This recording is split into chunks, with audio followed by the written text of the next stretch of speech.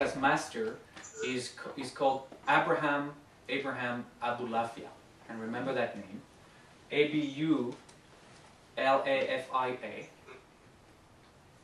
And through that teacher, really ecstatic Kabbalah is born. He's the founder of ecstatic Kabbalah, and we'll study his method later on in some depth.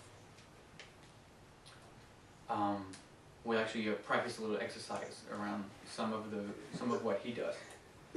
So that brings us to Spain, and Spain is more narrowly defined between the late 1200s and the early 1300s. That's really where Spain is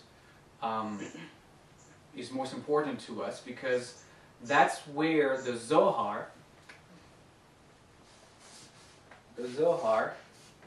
Z-O-H-A-R, is published. And the Zohar is published between the year 1280 and 1300. We don't really know when. And the author of the Zohar is Rabbi Moses de Leon. Moses de Leon, L-E-O-N, and de as D-E. Moses de Leon. And he published this book under a false name. He wanted this book to be very popular very quickly.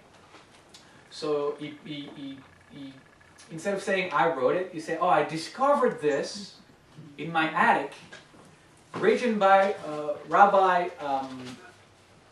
Shimon Bar Yochai, who is one of the greatest Talmudic rabbis who have lived, from the 2nd century in Palestine. And look, it's all written in Aramaic. So he had to write it. He actually went ahead and wrote it in Aramaic. Actually, the scholars of Kabbalah knows that his Aramaic is actually not very good compared to the Aramaic that was spoken in those years. So they see a lot of mistakes in the way he wrote. But it's a book written in Aramaic because he wanted to pretend that he was he who discovered that work in his attic or somewhere from this famous rabbi, and that everybody should read it and everybody should learn about it. And that worked actually for a long time. Beautiful.